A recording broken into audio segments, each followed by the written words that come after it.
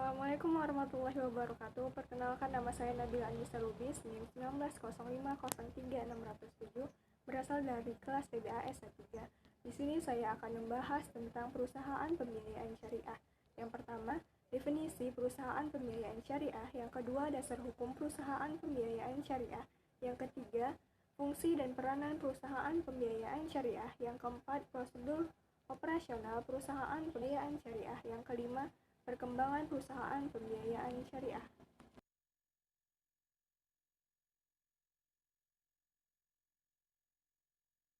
Apa sih definisi dari perusahaan pembiayaan syariah?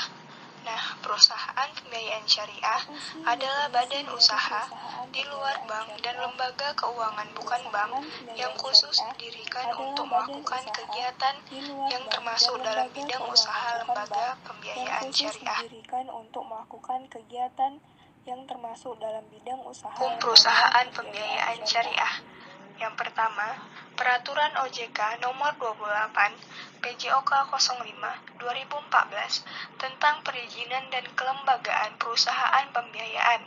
Yang kedua, Peraturan OJK Nomor 30 PJOK Nomor 05 2014 tentang tata kelola yang baik bagi perusahaan pembiayaan. Yang ketiga, Peraturan OJK Nomor 31 PJOK Nomor 05 2014 tentang penyelenggaraan usaha pembiayaan syariah. Fungsi dan peranan perusahaan pembiayaan syariah. Nah, di sini fungsi perusahaan pembiayaan syariah terbagi menjadi dua. Yang pertama, membantu masyarakat mulai dari golongan ekonomi menengah ke bawah, supaya kedepannya terlepas dari jeratan rentenir. Rentenir ini akan memberikan pinjaman dengan persentase bunga yang cukup besar. Yang kedua, tidak membatasi untuk masyarakat golongan menengah ke bawah saja, namun bisa dipakai dalam bisnis, yakni pengembangan infrastruktur. Nah, peranan yang menonjol dari industri jasa pembiayaan adalah menyediakan dana bagi masyarakat yang memerlukan sumber dana pembiayaan seperti keperluan investasi, modal kerja, atau konsumsi. Dana yang disalurkan oleh industri jasa pembiayaan kepada masyarakat diharapkan dapat bermanfaat untuk mendorong perkembangan perekonomian nasional. Prosedur perusahaan pembiayaan syariah. Yang pertama, calon mengajukan permohonan izin usaha sebagai perusahaan pembiayaan kepada Menteri Keuangan JEKI Ketua Bapepam LK. Yang kedua, permohonan diteruskan ke Biro P3. Yang ketiga, jika termasuk DKM atau daftar kredit macet dan DPL daftar tidak lulus, maka Biro P3 mengirimkan surat permintaan perlengkapan persyaratan bagi direksi, komisaris, dan pemegang saham. Jika tidak, maka Biro P3 memproses permohonan izin usaha sebagai perusahaan pembiayaan atau PP sesuai ketentuan dalam PMK nomor 84 PMK 012/2006 termasuk melakukan fit and proper test direksi dan komisaris. Yang keempat, selanjutnya Biro P3 memberikan pertimbangan menerima atau menolak permohonan usaha PP. Yang kelima, jika pengajuan ditolak, maka Biro P3 mengeluarkan surat penolakan pemberian izin usaha sebagai PP. Yang keenam, jika pengajuan diterima, maka dikeluarkan KMK izin usaha sebagai PP. Yang ketujuh, selanjutnya perusahaan yang telah memperoleh izin usaha sebagai perusahaan pembiayaan wajib melakukan usaha selambat-lambatnya 60 hari sejak tanggal izin usaha ditetapkan. Yang terakhir, melaporkan kegiatan usaha kepada Menteri Keuangan JEKI, Ketua Bapepam, dan Lembaga Keuangan selambat-lambatnya 10 hari sejak tanggal dimulainya kegiatan usaha. Perkembangan perusahaan pembiayaan syariah.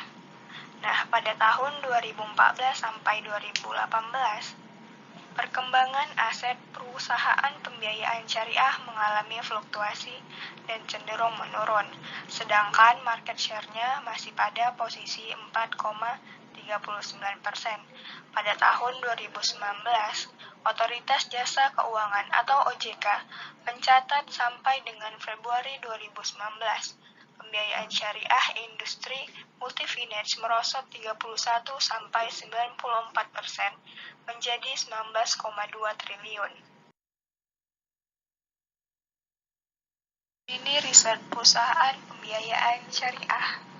Peta persebaran perusahaan pembiayaan syariah terdapat 1.256 kantor perusahaan pembiayaan syariah. Pulau Jawa menjadi lokasi paling padat dengan total 685 kantor perusahaan pembiayaan syariah, sekitar 54,54%. Sebanyak 279 kantor perusahaan pembiayaan syariah didirikan di Pulau Sumatera, yaitu 22,21%. 122 kantor berada di Pulau Kalimantan, yaitu 9,71%. 99 kantor didirikan di Pulau Sulawesi, 7,88%. Dan sisanya 71 kantor, yaitu 5,65% tersebar di Bali, Nusa Tenggara, Maluku, dan Papua.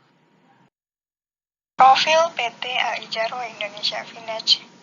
Nah, di sini PT Alijaro Indonesia Finance atau ALIF didirikan pada bulan Desember 2006 di Jakarta dan memperoleh izin pada tanggal 14 Mei 2007. Selanjutnya mulai beroperasi tanggal 27 Agustus 2007 sebagai perusahaan pembiayaan bagi komunitas bisnis Indonesia dan Asia Tenggara dengan menawarkan pembiayaan minimal sebesar 2 miliar per transaksi serta jasa konsultasi keuangan.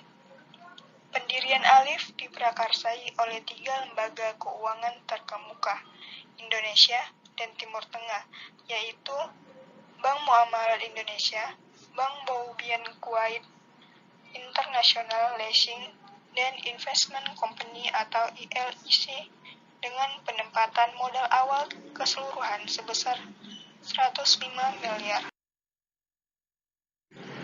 Produk yang ditawarkan PT Alijaro Indonesia Finance. Yang pertama itu pembiayaan konsumen. Nah, pembiayaan konsumen ini ditujukan bagi siapapun yang ingin memiliki kendaraan baru maupun purna pakai dengan jangka waktu pembiayaan antara 24 sampai dengan 60 bulan.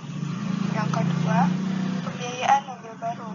Nah, pembiayaan mobil baru ini ditujukan bagi semua jenis dan merek kendaraan dengan jangka waktu pembiayaan sampai dengan 60 bulan.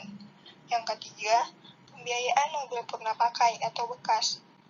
Nah, pembiayaan mobil purna pakai ini diutamakan bagi mobil-mobil keluaran Jepang dengan usia mobil maksimal 15 tahun saat masa pembiayaan berakhir dengan jangka waktu pembiayaan sampai dengan 48 bulan. Nah, yang keempat, pembiayaan sepeda motor atau syafat. Pembiayaan sepeda motor baru diutamakan bagi sepeda motor dengan jenis dan merek yang menguasai pangsa pasar minimal 10% di seluruh Indonesia dengan jangka waktu pembiayaan maksimal selama 48 bulan. Yang kelima, pembiayaan syariah guna usaha jaya atau syahaja.